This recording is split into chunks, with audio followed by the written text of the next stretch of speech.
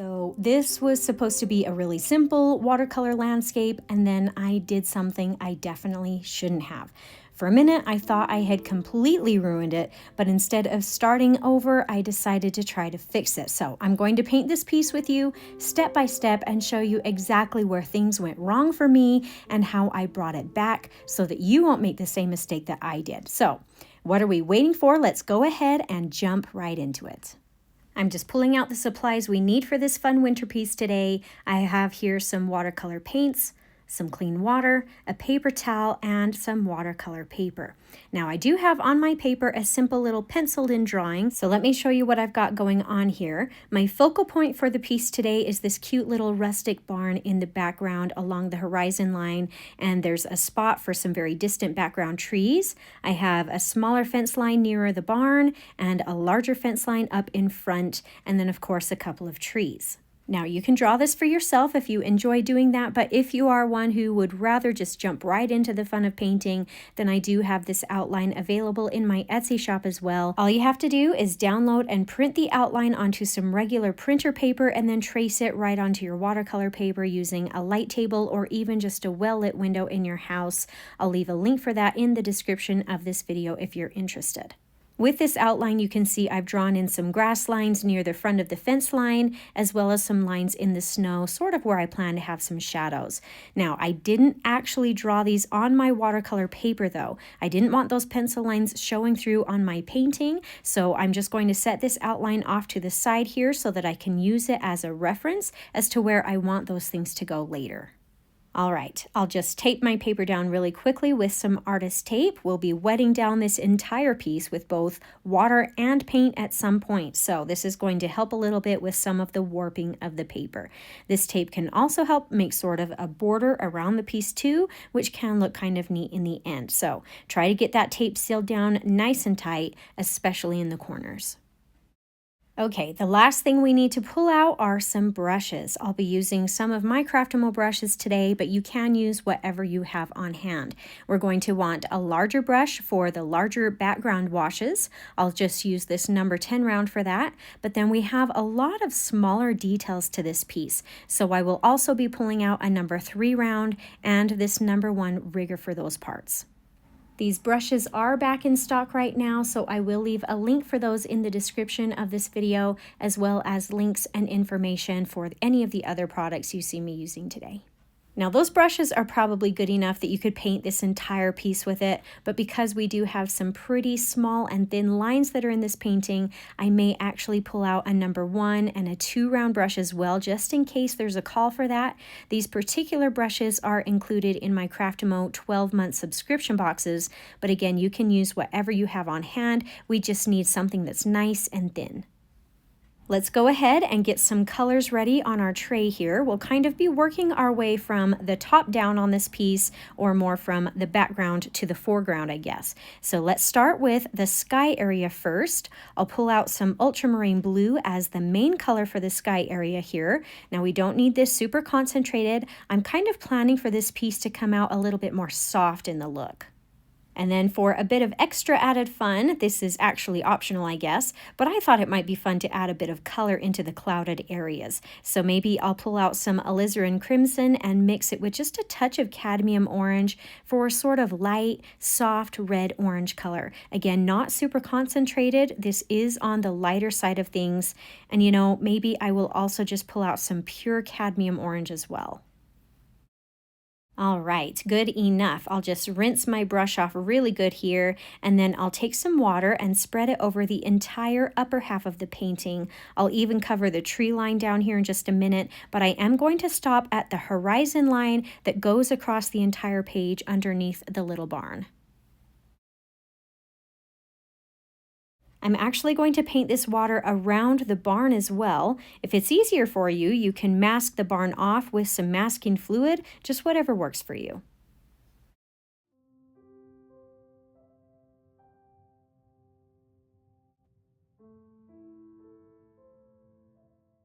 All right, now that my sky area is evenly covered in a layer of water, I can start dropping in some of that ultramarine blue. So I'll start with that first and begin shaping and forming the sky, maybe going around some areas here and there that can represent some clouds. I always like to start placing this color in the upper corners first because then it can be a little bit more heavy and a little bit more dark, and then I can work my way and spread it out downward.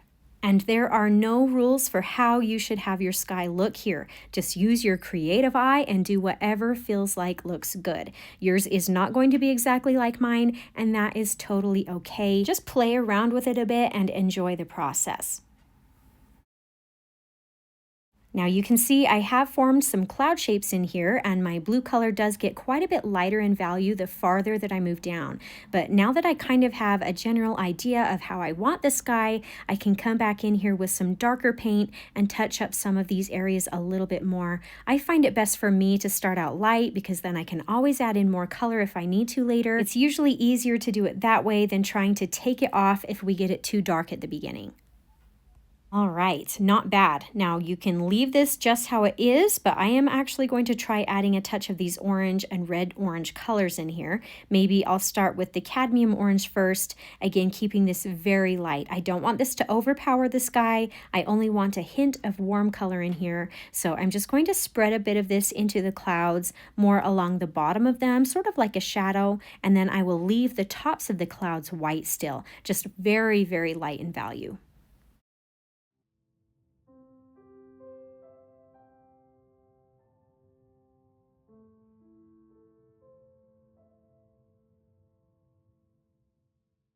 Okay, I think that's pretty good for the orange. So to make the clouds pop even a little bit more, now I'll take a touch of the red orange and add just a hint of that in here and there as well. Again, not a lot. This color doesn't have to be everywhere that the orange is even. You can pick and choose where you want this color to be. I kind of recommend still keeping it along the bottom areas of the clouds though. And just as a side note, if you ever do feel like you get too much color somewhere, you can use your paper towel and dab off some of that color. In fact, you can even use the paper towel to sort of help shape out your clouds a little bit if you need to.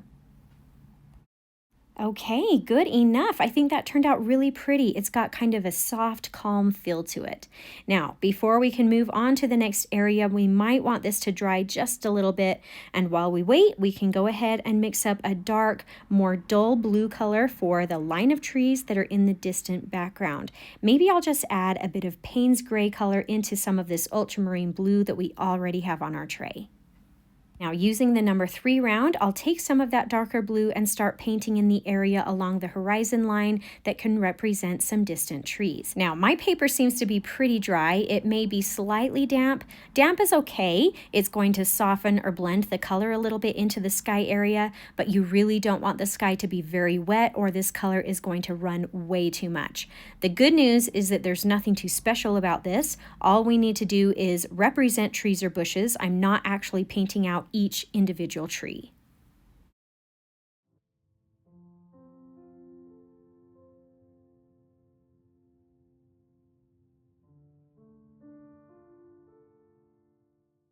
When I get to the barn here, I am going to be careful to move the paint around it.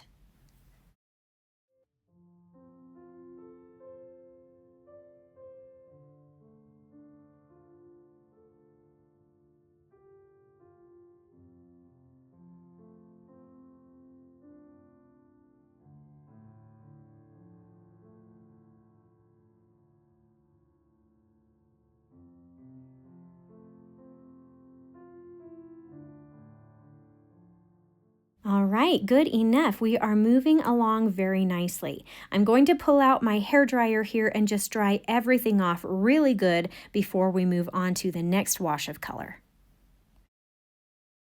Okay, for the next section, we are again going to use the wet on wet technique to cover a large area. So I'll pull out that number 10 round once again and paint water from the horizon line under that row of trees down to the base of the fence line, again being careful to paint around the barn.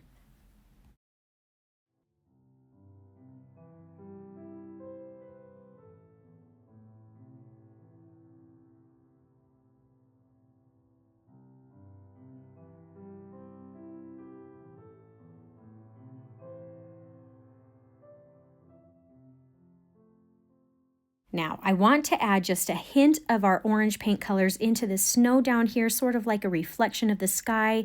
Again, not too dark, just a little bit.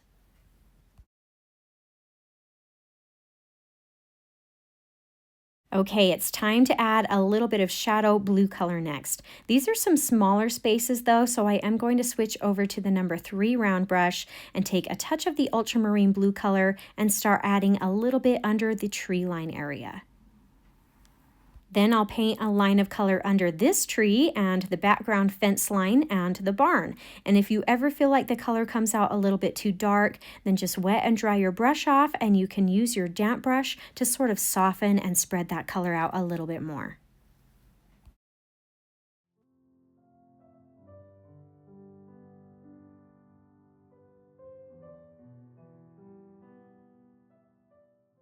Now I'll come down here behind this fence line and add some touches of blue. And because we're getting closer to the foreground, we can have the color a little bit more vibrant and a little darker in value.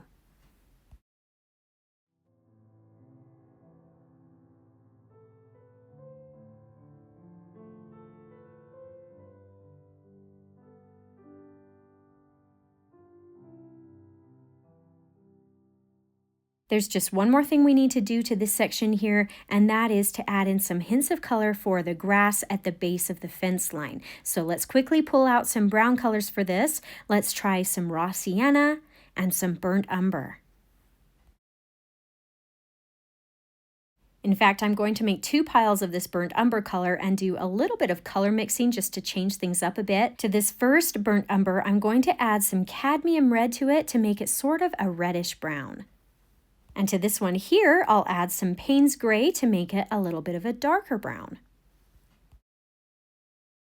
Now my paper has started to dry by this point, so it's not super wet, but it is still a little bit damp, which is just right. I'm going to work my way from the light browns to the dark browns, and using that number 3 round brush, I'll paint a line of color down here along the fence line where I want the grass to be. We want this lighter color to cover more area and be a little bit longer and taller than the other 2 colors will be. This is going to kind of create a backlit look later, and look how nice the color is just gently spreading out into that upper space. So pretty. You know, I was actually a little bit nervous to take this painting on today. I feel like landscapes are not my forte, but I do enjoy tackling one every once in a while. And at this point, everything's going really smoothly, but we are getting closer to my lapse in judgment. So I guess in a way, my fear of landscapes kind of manifested itself with this project today. All right, while all this is still wet, let's go ahead and switch colors now and pull out some of that red-brown color next. I'll add this along that same space, but I'm not going to have as much of this one. I'm not going to make it quite as tall, and I may have some breaks of this color along the way as well. I hope you are enjoying this tutorial so far. I think if I can steer you away from the mistake that I made on this, yours is going to turn out even better than mine. And if you do find that you're enjoying my painting and teaching style, mistakes and all, then I hope you'll subscribe if you haven't already so you don't miss out on any of my new and upcoming tutorials. Now to finish this grass area off, let's take some of that darkest brown color and add some small amounts of that in here and there.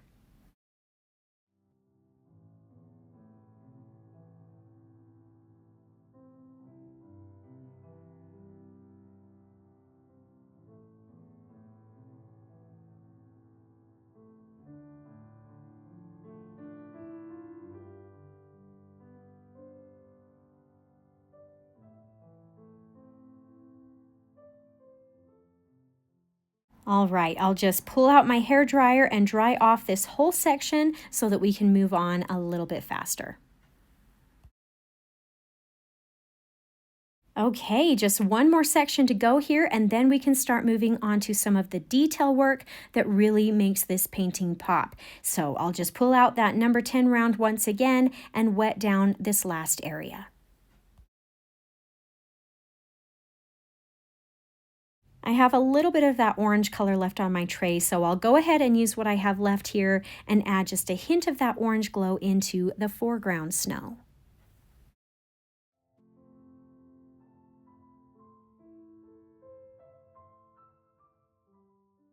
Okay, now we'll start adding in some hints of the ultramarine blue color, kind of like we did with the clouds earlier. I'm going to start this out pretty light in value, and then we can kind of build that up and add more concentrated blue colors in later.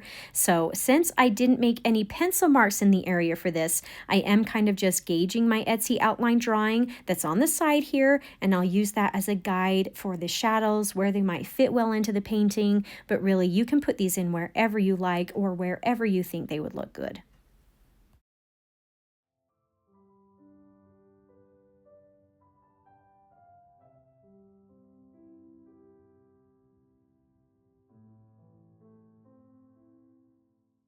This is a good start. I think I am ready to go ahead and add some darker shadows in here now. So I'll switch over to my number 3 round brush and freshen up my ultramarine blue color. Then I'll start dropping in some darker color in here to emphasize some of the shadows a little bit more. Now, because this is all still wet, it should be spreading and softening on its own pretty well. But if you need to help that along, you can just use a damp brush too. Also, just as a quick side note as we work on this, nature is my inspiration for a lot of things. Not only do I use it in the majority of my paintings, I also use it as a way to help me relax, unwind, and even sleep sometimes. So I've recently decided I'd like to share these calm nature moments with others. So I just started up a channel here on YouTube that I am solely going to dedicate for relaxation and soothing sounds. These are all things that I've recorded myself. So if you're like me, and you need something a little bit extra to help you unwind or sleep after a long day, I hope you'll go check it out. I will put a link for that in the description of this video so that you can follow along with that as I continue to add more content there. And yes, I will plan to add some of my own music to some of those as well.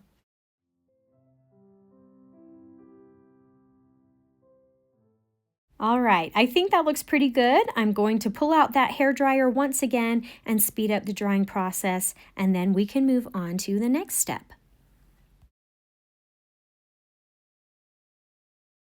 Okay, good enough. Now, I want to break up the space as well as add a little bit of color onto the page by adding in some soft background bushes off to the right side of the page. Now, because this is a winter scene and we really don't want bright green colors in here, we're going to keep this very neutral and very subtle. I'll pull out some olive green color here and maybe mix it a little bit with this dark brown that's already on my tray. I'll also try some sap green onto the other half of this dark brown color and make it a little bit darker. And then off to the side of that, I'll add a little section with some Payne's gray to it to keep the color dull, as well as create a slightly darker version of it. Now off to the right side of the page here, I'll take a little bit of water and paint in a section that might make a good looking bush area. Then I'll start placing in some of these colors to this spot and let them kind of blend and spread into each other. I think I might even start with some of this light raw sienna first, and then I'll work my way gradually to the darker, more green colors.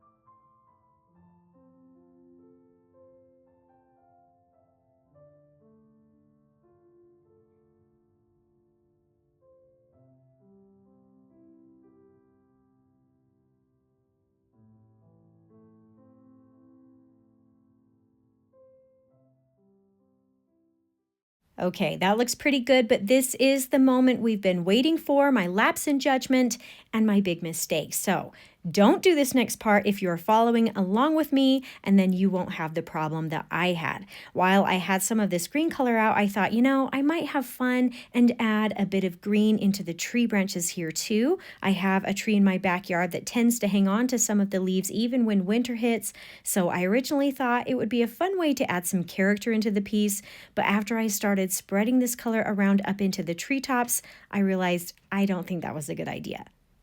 At first, I thought maybe it just wasn't dark enough or maybe not the right shape, but then when I added more color in, it seemed too dark. So I took my paper towel to take some of that off, but by this time, the color had sort of penetrated my paper, so I didn't know if I could really remove it at this point. So I decided to go ahead with the plan. Maybe it would look better when I put the tree branches in, so I decided to just let this sit and I would move on to the next stage, but you'll want to stick around to see what else comes from this in just a minute. For now, though, it's time to get into some of the smaller details. So I'm going to pull out maybe the smaller #1 round brush and take a touch of the darker blue color still on my tray and just crisp up this little line back here a little bit more. I might even add some extra shadows or touches of this blue color at the base of the barn.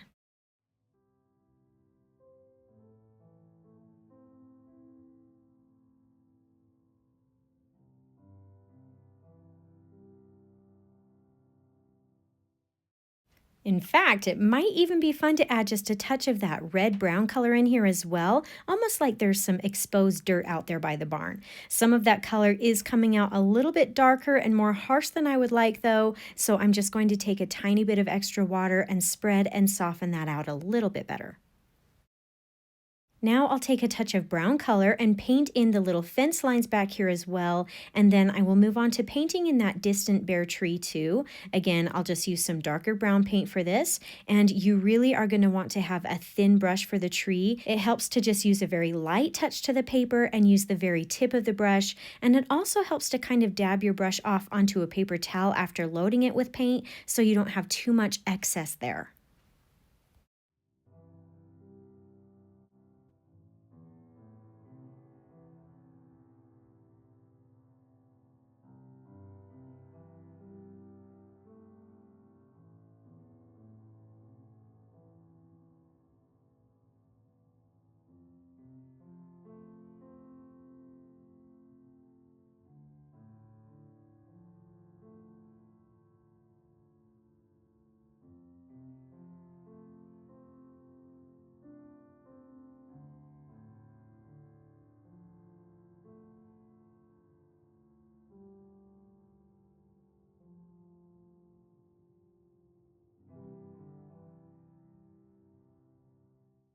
All right, well done. The barn is next. Now I want this to be the traditional red rustic barn that we often see, so I'll use some cadmium red, but I am going to mix just a touch of burnt umber in there to tone that red down a little bit. Having the pure cadmium red may not look very natural. So I'll just take a touch of this rustic red color and paint in the face of the barn.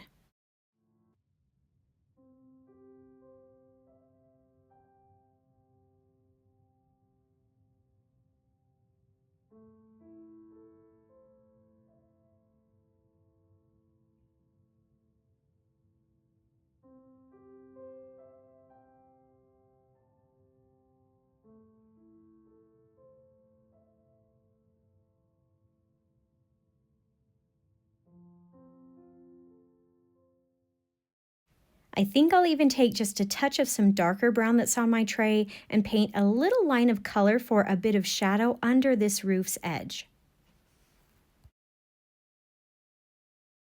Using some of that same dark brown color, I'll also paint in the other side of the barn that is more in the shadow.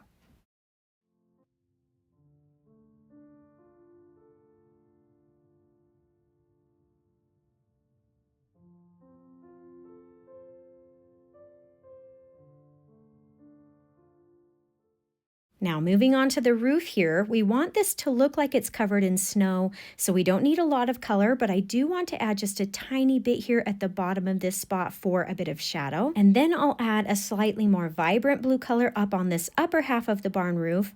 I'm not going to fill the entire space though. I'll leave a little bit of white showing at the very top and maybe off to the right side so that it will still give off the feel of it being snow.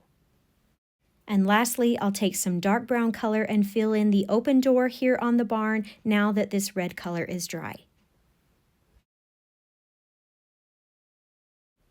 And if you'd like to add a little extra detail, you can even take a touch more of the rustic red color and a thin brush and paint in a few vertical lines on the face of the barn.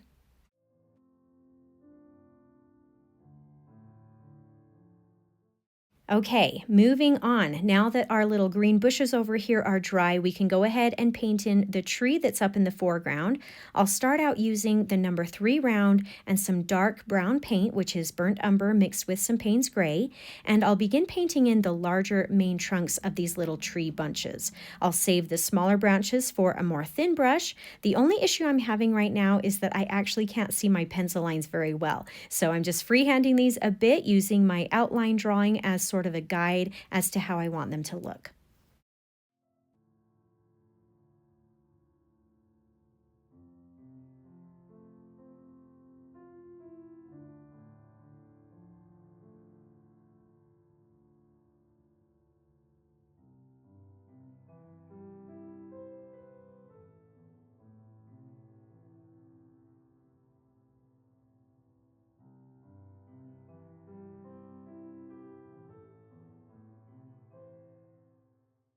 All right, I think that's good enough for the larger branches with the number 3 round. So I'll switch over to the number 1 rigger next and finish filling in these trees with some smaller, more thin and fine branches. Now these can be more squiggly, they don't have to be straight and perfect, and you can add as many or as few as you'd like. It doesn't have to be just like the drawing, so just do what you feel like your painting needs. The hardest part is just keeping the lines thin. Something that can help is after you load your brush with color, dab off the side of the bristles onto your paper towel, and that can just take off some of the excess paint and water. Using the very tip of the brush can also help, and if you really need to, go ahead and just pull out a fine-tipped marker or a pen and just draw them in instead, just whatever works.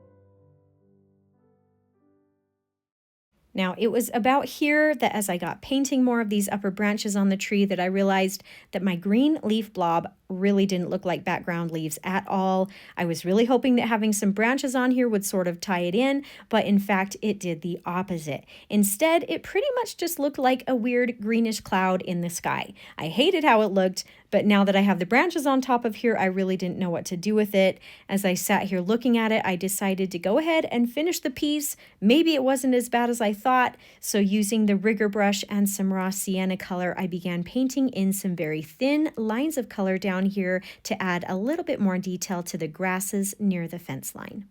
We don't need a ton of these. The colors we already have on here represent the grass pretty well. This kind of just finishes it off a little bit better.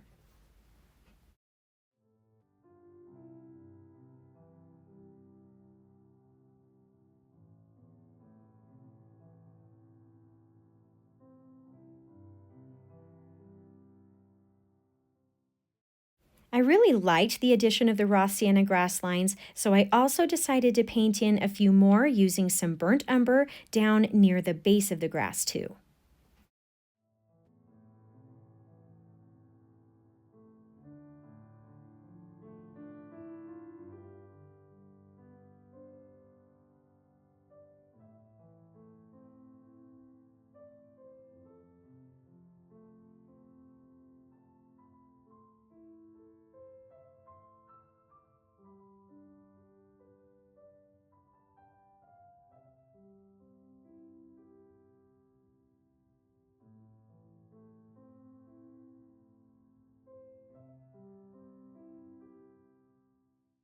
The last thing we need to do to this piece is just paint in the foreground fence line. I'll pull out that number 3 round brush and use some nice dark paint for this, the burnt umber mixed with the Payne's gray, and I'll just go ahead and start painting in the fence posts first, keeping them slightly different in size, shape, and even angle to add a bit of rustic interest to the piece.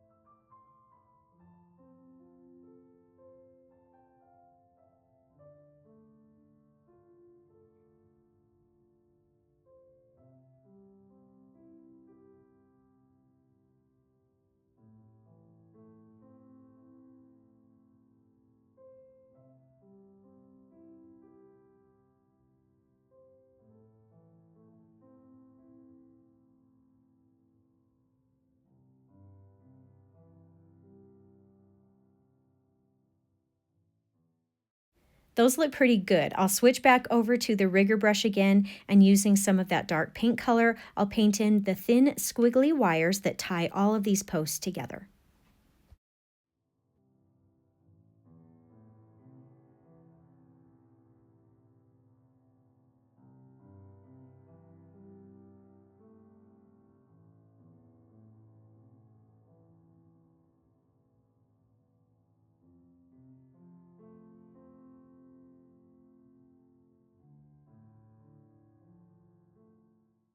So that is actually it for this painting, except for my weird green blob that I have in the tree. I really liked how this turned out. I decided by this point maybe my best option would be to try to lighten that green color a little bit more, but I didn't want to mess up all of the tree branches that I took the time to paint in there, so I tried to kind of scrub the color a little bit with some water and then dab it off with a paper towel. I think it lightened it maybe a little bit, but that green color really kind of stained the paper, so it wasn't working as well as I had hoped.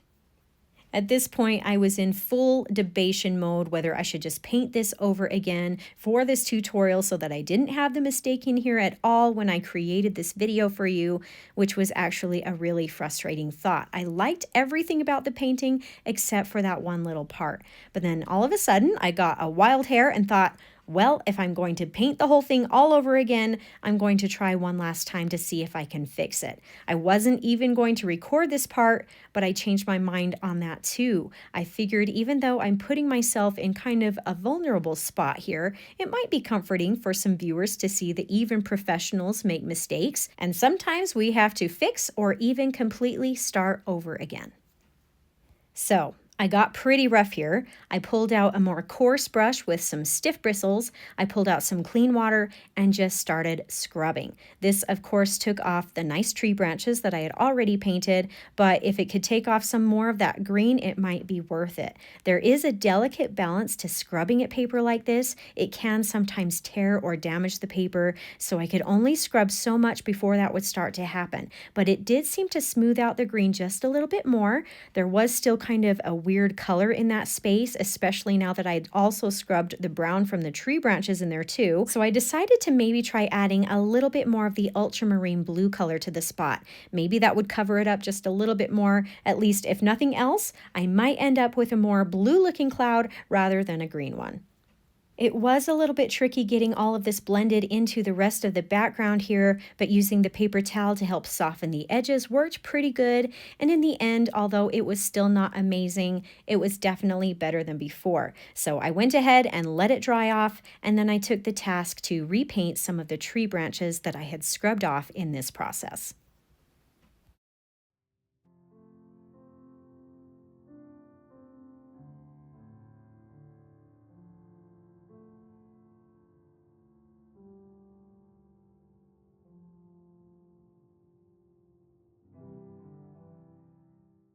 So to wrap this all up, this would have been better if I didn't make that mistake in the first place. My fix isn't by any means great, but in the end, I did like it better than before. So hopefully seeing my error today will provide a little bit of comfort to you if you ever find yourself in a position like I did today, that even professionals make mistakes and don't get it right every time. Well, I hope you had some fun today and maybe even learned something new. If you did enjoy this tutorial, I hope you'll consider subscribing to my channel so I can continue to help you discover your artistic side.